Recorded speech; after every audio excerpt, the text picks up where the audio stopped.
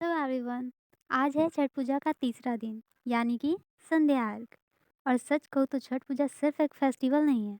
It's a mix of tradition, culture and full of emotion. हमारा artificial पोखर। अब इस पोखर को डेकोरेट करने के लिए चलिए लेके आते हैं केला का पेड़। केला का पेड़ तो लग गया, अब चलिए नीचे देखते हैं क्या चल रहा है। मेरे आने से पहले मम्मी ने फल धुल लिया, अब जाएगी चूल्हा जलाने। गाँव में छठ पूजा का प्रसाद आज भी चूल्हे पर ही बनाया जाता है, and I think that's the essence of गाँव। एंड आपको एक इंटरेस्टिंग बात बताऊँ तो पूजा का प्रसाद बनाते टाइम आप खामोशी बिल्कुल भी एक्सपेक्ट नहीं कर सकते, क्योंकि वाइब ही ऐसी बन जाती है कि हर कोई छठ सॉन्ग गुनगुनाए बिना रह ही नहीं सकता। आज यानी कि संध्या अर्घ के प्रसाद के लिए बनाया जाएगा ठेकुआ एंड कसार। और ठेकुआ तो जैसे घर की पहचान होता है। अच्छा बना तो मम्मी खुश, नहीं तो यू नीड टू प्रैक्टिस वाला साइलेंट जजमेंट।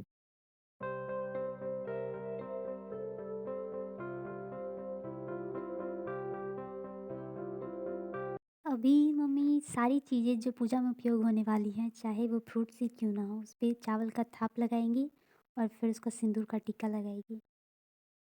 अर्घ की दौरी को सजाते वक्त शब्द नहीं होते और ना कोई सुर, बस एक सुकून होता है कि हम अपने मन की सारी बातें सूर्य देव को बताने वाले हैं। यहाँ सारे फ्रूट्स वगैरह मम्मी के कंट्रोल में है, और एक केला भी इधर उधर हुआ तो मम्मी विल बी लाइक, अरे संभाल के।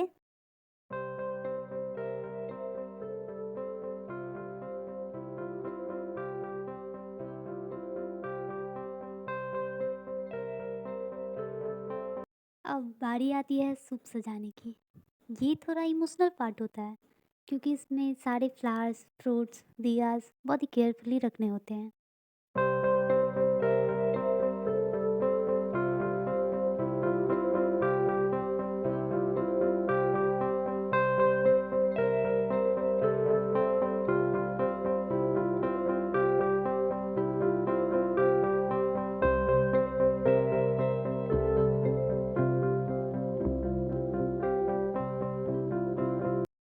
हमारे यहाँ घाट घर की छत ही होता है, और सच कहूँ तो यहाँ जैसी वाइब कहीं और नहीं मिलती।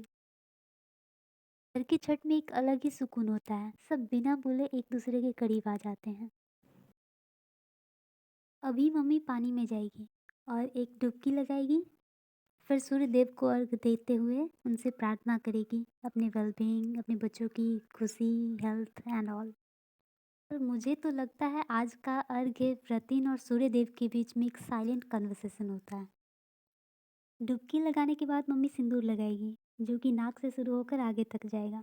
फिर आंचल में कुछ अक्षत वगैरह दिया जाएगा। फिर मम्मी सूर्य देव को अर्घ देगी।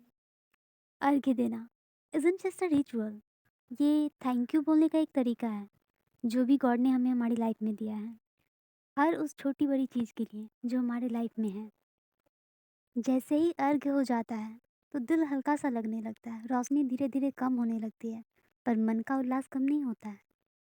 घर पे अर्घ देने के बाद हम लोग वेट करते हैं कि कब शाम होगी और हम जाएंगे गांव वाले घाट पे। बहुत अच्छा डेकोरेशन होता है वहाँ पे, मूर्ति पूजा भी की जाती है। भीड़ से पता तो चल ही रहा होगा कितना रस होता है यहाँ पे।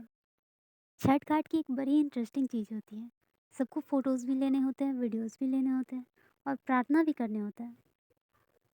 यहाँ पर छठी मैया की पूजा की गई है, अभी आरती हुई है। अब चलिए हम आपको घाट का नज़ारा दिखाते हैं। नदी की लहरों में चमकती हुई दिया की रोशनी एक अलग ही एहसास देता है। शायद छठ घाट की ये खासियत है कि इतनी भीड़ होने के बावजूद भी शोर बिल्कुल भी नहीं होता है। हर कोई बस अपने में मग्न रहता है, भक्तिमय होता है।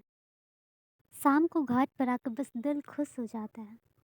यहाँ घाट पर हर कोई अपने अपने तरीके से पूजा कर रहा है, कोई फूल सजा रहा है तो कोई दिए संभाल रहा है, और हम सब ये देख कर दिल ही दिल खुश होते हैं। बहुत सिंपल सी चीज़ें है बट प्यारी है।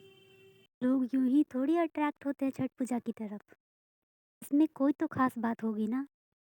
शाम के दर्शन तो हो गए, अब जाऊंगी थोड़ा खाऊंगी पीऊंगी फिर घर जाऊंगी, क्योंकि कल सुबह की तैयारी भी तो करनी है, कल भी अर्घ देना है। मेले में गए और चाट चाउमीन गोलगप्पे नहीं खाए, मेला भी उदास हो जाएगा। हम घर आ चुके हैं, अब दिखाती हूँ अपने घाट का शाम का नज़ारा।